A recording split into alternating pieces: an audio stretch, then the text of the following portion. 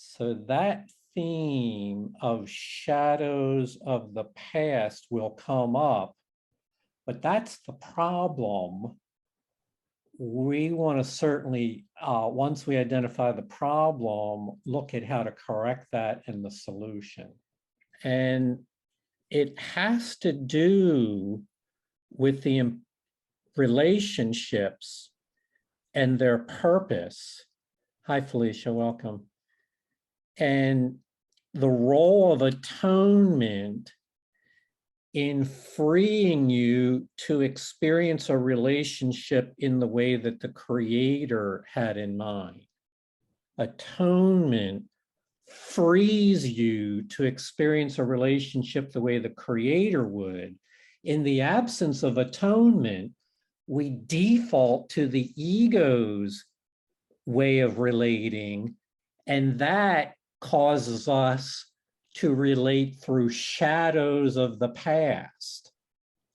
So there's two choices: relating through the ego's shadows of the past, or receive atonement and relate as the Creator would. So now you know it, that's the whole message here. So the gift from heaven is the way the Creator would have us relate, through the sparks of love and light that is in each person.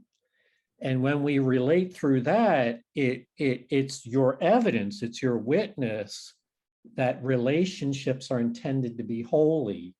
In the Creator's mind, all relationships are intended to be holy. So that's the gift. However, once the error of separation comes in and knocks our consciousness out of that awareness, then relationships are viewed through the ego's purpose. Everything's upside down now. And those relationships and the ego's purpose are given meaning based on what's happened in the past. And so when we relate to people, we relate through our memory of the past, and any grievances that may have occurred there become the basis for that whether it's unconscious or conscious. Those grievances distort the way we interact with other people. You can think of it as a dream of fear. And in that state of mind, the mind views people as shadow figures. These are symbols that exist inside the ego's view, and encompass those grievances. So how do we free ourselves from that? By undoing the guilt of the past through the atonement. Here's my big breakthrough, and we'll go over it many times today. The atonement releases you from the guilt of the past, which allows you to live in the present, and restores to your mind the opportunity to relate to people truly, freely, the way the Creator intended. That's a gift. So we all need that healing principle. And so we will spend time in the past in order to make sure that we experience the atonement for our past. That's the key. And so therefore, in any given situation where we're relating to someone, whether they're physically present or not, you have a choice.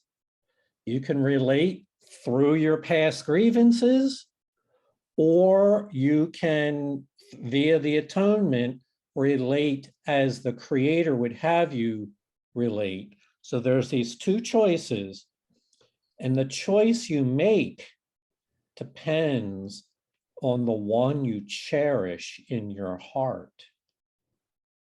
The one you hold dearly will determine the choice that you make. So we'll start with a picture. We said there's a choice. In every moment of relating, you can relate through the part of your mind that is in the dark, or the part of your mind that is in the light? Oddly enough, when your mind is in the light, you don't need to be healed there because it's already the healed state. Where you need healing is when your mind's in the dark. And so atonement centers on the past where the source of separation exists, and that's where it must be undone. The correction must be made where the separation, where the error occurred. So it must be undone there. We'll read about that more, and we want to thank Julie for her volunteering for today. To forgive is merely to remember only the loving thoughts you gave in the past and those that were given you. All the rest must be forgotten. Forgiveness is a selective remembering based not on your selection. For the shadow figures you would make immortal are enemies of reality. Be willing to forgive the Son of God for what he did not do. The shadow figures are the witnesses you bring with you to demonstrate he did what he did not. Because you bring them, you will hear them, and you who keep them by your own selection do not understand how they came into your mind and what their purpose is. They represent the evil that you think was done to you. You bring them with you only that you may return evil for evil, hoping that their witness will enable you to think guiltily of another and not harm yourself. They speak so clearly for the separation that no one not obsessed with keeping separation could hear them. They offer you the reasons why you should enter into unholy alliances to support the ego's goals and make your relationships the witness to its power. Yeah, so the emphasis here, is on these shadow figures. So what do we really mean? They exist within your thoughts in the dark part of your mind. They represent people that you're upset with, that you have some judgment against. And some of those upsets might have happened years ago. And what this then becomes a witness to the evil in that person. This is clearly an ego concept. So you're not really relating to the person directly, you're relating to the memory of the person in the past and to the memories that you have judgments against, not to the whole person, just to the part that you would make your enemy. So this will haunt your mind if you bring them if you hang on to them and they continue to exist in your mind. So then what is the role of forgiveness? Forgiveness is a selective remembering, but it's a remembering only of the loving thoughts. It's not a remembering based on the ego's selection. It's a memory based on having love as your filter. We would say the Holy Spirit does the selecting. And so the past is not forgotten, but only the loving thoughts about the past are remembered, selective remembering. This really is the best way to understand forgiveness, a selective remembering based on the Holy Spirit's selection. And so the Holy Spirit ignores the shadow figures from your past. She simply discards it as meaningless. Okay, so, it should be said that everyone has fallen into this behavior of dragging past memories of faults and hurts and judgments and grievances, guilt, forward into the present, and then imagining those memories as if they're existing right now. We've all done that. There are witnesses you bring with you to demonstrate some hurt. So this is where, by the way, this is what atonement is needed for, right here. This is the purpose of atonement, to undo these dreams these shadow figures. And so that was my insight. Maybe I knew it once and forgot it, I don't know. But it just became so clear to me how in my own mind, this is where the healing needs to occur, with the shadows. Comments or thoughts? We'll get into how all that's done, of course, as we go. But I think we framed pretty well what this is about. Julie, you had your hand up? Yeah, this is for me a reinforcement that everything is forgivable, Yes. that cannot or should not be forgiven. Everything, yes. These are not said another way, reinforcing what you're saying, Julie. For the Holy Spirit, this is not difficult to forgive. Even though we might say, well, that's fine, but for me, it's hard to forgive. Well, that's exactly the split that we're trying to overcome, the difference between our current perception and the perception of the Holy Spirit. Because those grievances keep us in the prison of our own making. Julia, you had your hand up?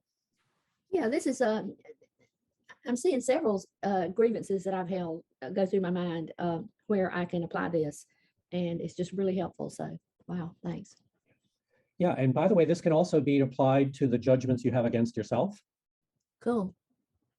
Really, from a point of view of a thought, there's no difference whether you're projecting a judgment outward onto a shadow figure or you know it's yourself you're condemning. It's still a judgment, a condemnation. Yes, I did.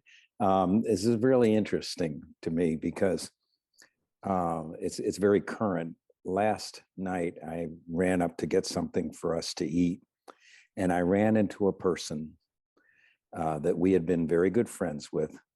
And for some reason, something occurred, okay, in which we were now no longer really communicating, kind of thing. And the person just would happen to be next to me in line at this thing. So I turned and I said,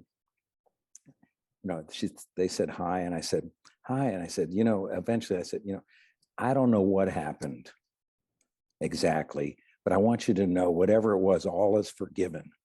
And she said, well, there's nothing to forgive. And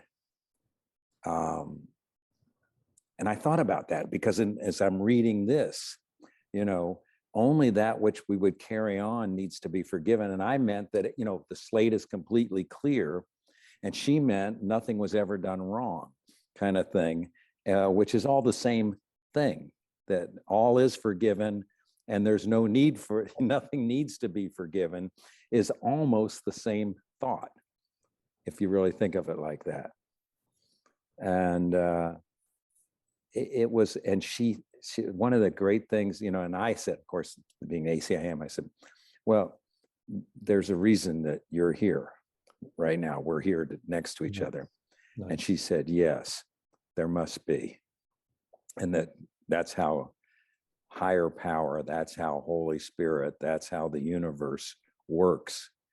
And it was a good ACIM moment. Very. Oh, thank you so much for sharing that, David. She was demonstrating selective remembering. I wanted to say what David said. I had a same experience with my mother. She was alcoholic and addicted to drugs and everything, and we had a very troubled relationship. And one time when I was there, I left a copy of the Course in Miracles. She died when she's 81, but she was a reader, and her mind was good in some ways, and and then not long before she died, we had such an awful, terrible fight, and things came out of my mouth that I couldn't believe. And I went back to see her later, and I asked for her forgiveness, and she said, there's nothing, what David just said, there's nothing to forgive. And I thought, whoa.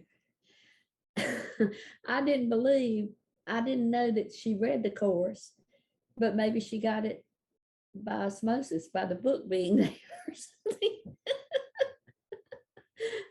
Because she mostly read these little cheap romantic novels, you know. But anyway, wow. Thanks for reminding me of that, David. By the way, this idea there's nothing to forgive, these things come in from many sources. Yes, they align perfectly with the selective remembering, but it's not necessarily always because a person read A Course in Miracles. They picked it up somewhere in their heart.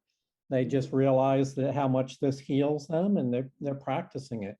It's very encouraging to witness those things happen. The matter then is with the shadow figures we haven't forgiven. In other words, let's celebrate the forgiveness we have done. And if there's any remaining shadow figures, let's also bring the light onto that so that we can free ourselves from that. It is these shadow figures that would make the ego holy in your sight and teach you what you do to keep it safe is really love. The shadow figures always speak for vengeance, and all relationships into which they enter are totally insane. Without exception, these relationships have as their purpose the exclusion of the truth about the other and of yourself. This is why you see in both what is not there, and make of both the slaves of vengeance, and why whatever reminds you of your past grievances attracts you and seems to go by the name of love, no matter how distorted the associations by which you arrive at the connection may be. And finally, why all such relationships become attempts at union through the body, for only bodies can be seen as means for vengeance. That bodies are central to all unholy relationships is evident. Your own experience has taught you this, but what you may not realize are all the reasons that go to make the relationship unholy. For unholiness seeks to reinforce itself, as holiness does, by gathering to itself what it perceives as like itself. So let's look at that last line for a minute. You can see it from both the ego perspective or from the Holy Spirit perspective. Let's look at it from the ego perspective. The ego gathers into its frame of reference what it perceives as being like itself. Therefore, when the ego thinks about these other people, it gathers grievances and vengeance and the evil, the hurts about those other people. That's the content that it loves to have in its frame of reference. And we would call that, for the ego, that makes perfect sense, that it would gather those things that are like itself. Now, here's where the second layer of insanity occurs is when we identify with the ego, we identify with that content and wind up rejecting other aspects of a person that don't fit the ego's perspective. So it says these relationships have as their purpose the exclusion of the truth about the other and about yourself. So we're just saying the ego has selective remembering as well, and it gathers only what fits its dire, desperate, tragic worldview. And so the ego will always do that. The choice is whether or not you identify with the ego. That's the real That's the area where you can choose again, where you can choose to be free, is not identifying with the content of the ego.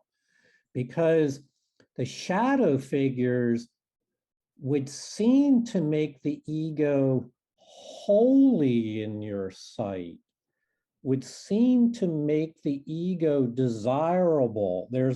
When we become identified in that frame of reference, it has an energy of its own that, as we all know, can be very convincing, can really fool us. It's the fearful dream. And we wind up believing we are a victim within that dream. So this is why we look at it, so that we see it exactly for what it is, and then we can choose again. Julia? This is why I should thank my brothers for all the lessons they are teaching me.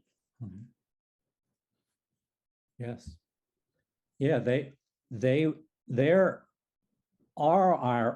as you said, they are our teachers. And they will teach us about grievances until we free ourselves of that. And then they will teach us about what it means to really care and love. It's always both choices are available. Okay, so holiness seeks to reinforce itself. Now, the same principle works within Holy Spirit's frame of reference. It seeks to gather to itself what it perceives like itself. So Julia, the same person that taught us grievances can now, from the Holy Spirit's perspective, be used to teach us what innocence is, to teach us what caring and holy relationships are. So there's nothing disturbing about the person. It's just the frame of reference that we use to interact with, because that is our choice. The frame of reference from where you're coming from is your choice. That's where your power lies, is in your willingness to choose again and choose the higher perspective, the holy perspective. Julie? In the unholy relationship, it is not the body of the other with which union is attempted, but the bodies of those who are not there. For even the body of the other, already a severely limited perception of him, is the central focus as it is, or in entirety. What can be used for fantasies of vengeance, and what can be most readily associated with those on whom vengeance is really sought, is centered on and separated off as being the only parts of value. Every step taken in the making, the maintaining, and the breaking off of the unholy relationship is a move toward further fragmentation and unreality. The shadow figures enter more and more, and the one in whom they seem to be decreases in importance. Yeah, so again, selective remembering. Once the ego has assigned a shadow figure to someone, it only wants to remember the grievances. And so it separates off from that person only the parts the ego finds of value. And so, if I may, in David's story, here, this person whom there was nothing to forgive, they knew each other well before, but the ego would want to carry forward only the parts that it had a complaint about. Selective remembering. And this becomes like an infection. Once it starts and we get taken by that dream, that those shadow figures are real, once we get this can build and build and build. I know of family members that have not talked to each other for 20 years because they allowed these things to grow and fester and go unresolved. So, and once that happens, the shadow figures enter more and more. And the one in whom they seem to be, the real person, decreases in importance to them, and only the shadow remains. Okay, so I think that people that are working this program understand this concept. Julie, you had your hand up? Yeah, I'm in a bit of a reconfiguration, with an unhealed relationship, and I wonder, um, speaking for those parts that of mine that seem to be focused on the hurt of being unforgiven. Um, does forgiveness or the awareness that there's nothing to forgive, is that a wholesale clearing miracle? I would imagine that it is. For example, um, I hear in some circles that I suspect are not wholesale clearing of guilt, such that forgiveness doesn't mean that you have to reconnect with the person. You can forgive them and still ignore them and these kinds of things. And I think my small hurt parts are really not interested in the politics or the negotiation. What they know is that it hurts to be experiencing the most likely illusion of being separated from this person.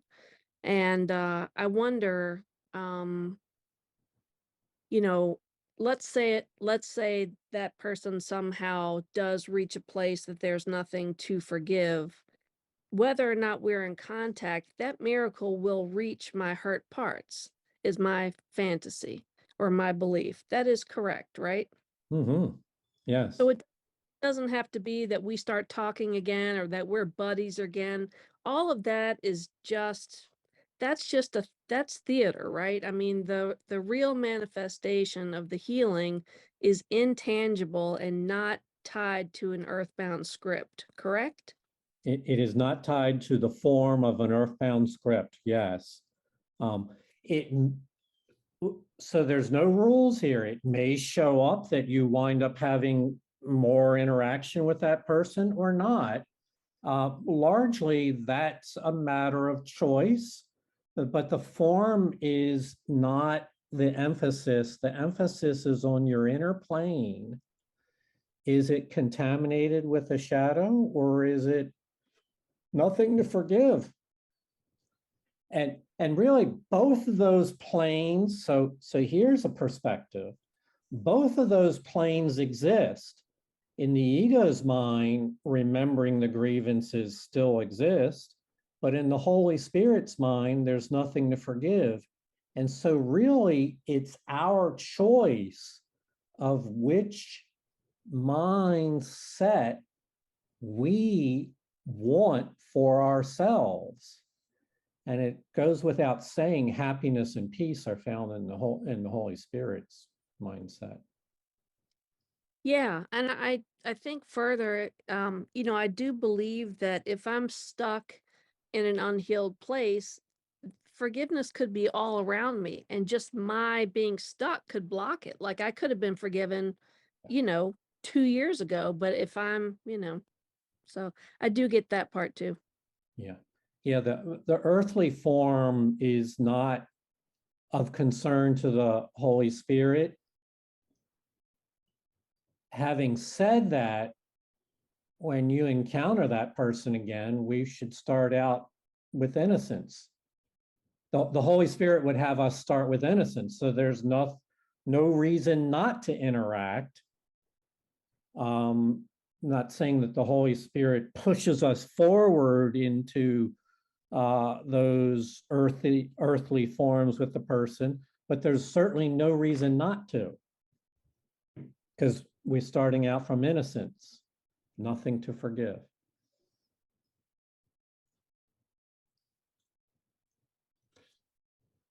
All right, thank you for that comment. We'll go on.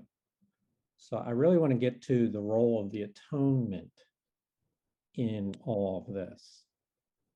Julie? Time is indeed unkind to the unholy relationship, for time is cruel in the ego's hands, as it is kind when used for gentleness.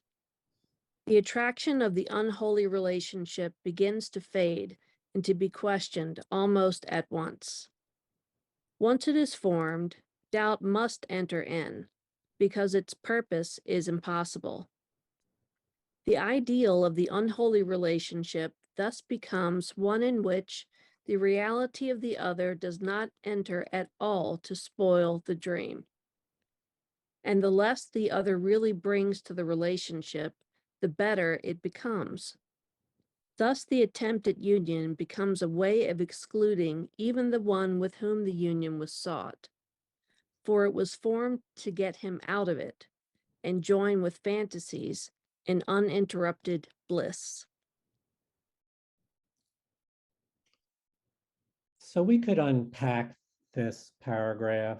I want to move on, but an example of this might be two people that were married once and then end the marriage in utter hatred for each other, so that they only, at the end of the marriage, at the beginning of the marriage, they only allow love in. At the end of the marriage, they only allow hate in. And it's a form of selective remembering of the person. So be aware that this is a trap of the mind. It segments people up into pieces and then takes only the piece of them that it's interested in. But my goal really here is to get to this next paragraph, which is the one that I had the real insight on. Julie? How can the Holy Spirit bring his interpretation of the body as a means of communication into relationships whose only purpose is separation from reality? What forgiveness enables him to do so? Try that last sentence again. What forgiveness enables him to do so. Yeah. If all but loving thoughts has been forgotten, what remains is eternal, and the transformed past is made like the present. No longer does the past conflict with the now. This continuity extends the present by increasing its reality and its value in your perception of it. And these loving thoughts is the spark of beauty hidden in the ugliness of the unholy relationship, where hatred is remembered, yet there to come alive as the relationship is given to him who gives it life and beauty. That is why atonement centers on the past, which is the source of separation, and where it must be undone. For separation must be corrected where it was made. Mm-hmm. Where the separation was made is where the correction must happen. So the separation hinges around a selective memory of the past, remembering only those things that cause us grievance and conflict and judgments. And so that's where the darkness hides, and that's where the ego's shadow figures linger in your memory of these people in your past. And so the atonement, therefore, centers on the past. That's where the healing, that's where the sickness lies in your mind. That's where the healing needs to occur. And so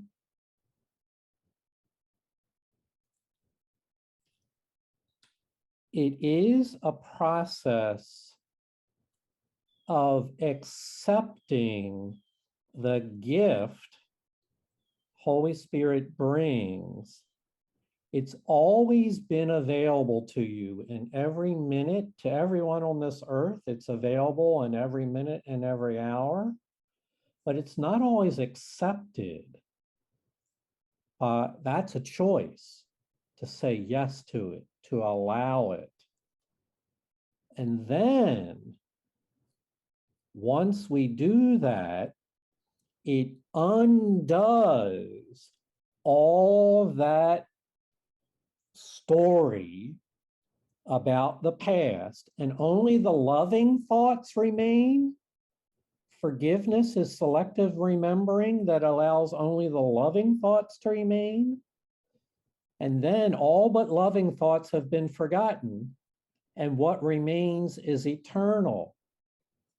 This clears the decks of all the sting of guilt. So, Julie, this goes to your question, I think. If a true miracle has occurred, only all but loving thoughts have been forgotten. The only thing remaining is loving thoughts, and therefore there's no regrets. As David shared, there's nothing to forgive there. It's a clean slate. And this is where freedom lies, because with only loving thoughts, you can now perceive the world through the happy dream. The spark of beauty that was hidden is now remembered. It comes alive, and all of the attributes that come with a loving creation come with it. And this is not an intellectual process, because we've said this is a gift, but there is definitely a willingness to let go of those resentments so that you might accept and receive the correction that Spirit brings. So it says elsewhere, the purpose of the atonement is to save the past in purified form only. Only the loving thoughts remain.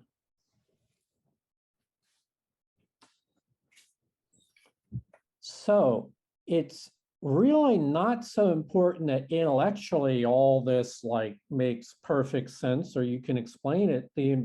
What's important is that you say, okay, and the next time a grievance thought comes up, you say, let's apply it to this. I'm entirely willing and glad to apply this gift to my own grievances.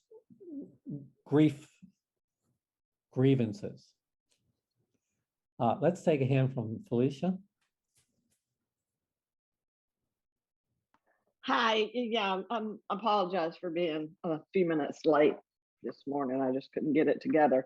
But yeah, I would just like to share an experience that was since I started studying the course, that without the course, I know that I would have never been in that place to do this. But without making it too long, I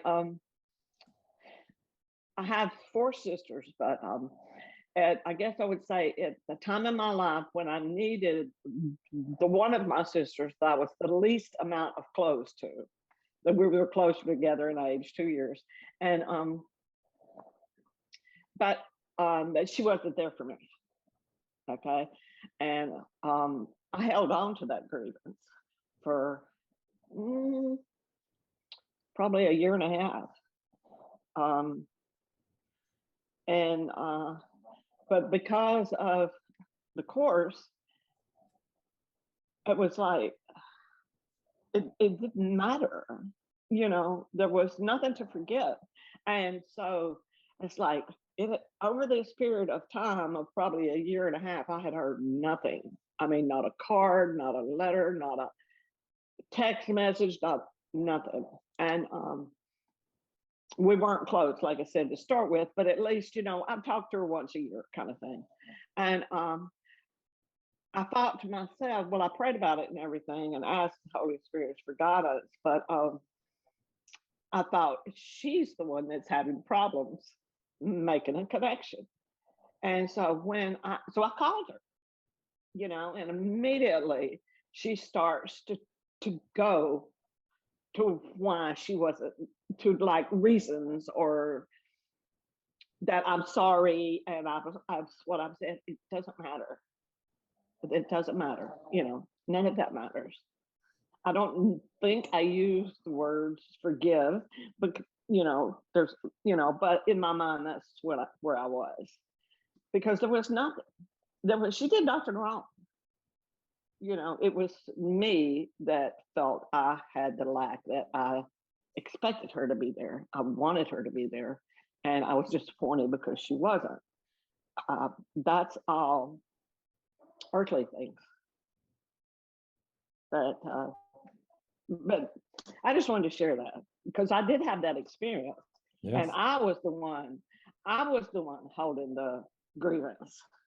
Yes. It wasn't her holding a grievance against something I had done that I didn't feel like I had done anything wrong. I was the one holding the grievance. I was having an expectation of her that she wasn't capable of giving me. And so how did it feel when you cleared the air? Well, amazing, and it even felt good before I did it because I knew I was doing the right thing. Yeah, how you have that feeling that I'm doing the right thing even before you take that step. Yes. Yeah. That's really great. Thank you. As you were sharing that, Felicia, there's somebody that I used to talk to twice a week. And a couple months ago, we stopped talking, and I just decided I was going to give him a call today. Yeah. Nice. Thank you. Julia, you had your hand up? Yeah, that's this quote that I love so much. Yeah, right. Says, all your past except its beauty is gone. I've saved all your kindnesses and loving thoughts. So this is how the Holy Spirit. Yes. And so we're modeling after the Holy Spirit's. We are. We're joining her party. Okay. And then taking her viewpoint as our own. That's the choice, to join her party and accept that viewpoint as our own. And to do it consistently so that it becomes the only way in which it's the only thing that our mind is delights in, is the Holy Spirit's point of view, because it's the only one that's kind and caring. Yeah. Yeah. Thank you both for sharing that. All right, we'll go on. Julie? The ego seeks to resolve its problems, not at their source, but where they were not made. And thus it seeks to guarantee there will be no solution.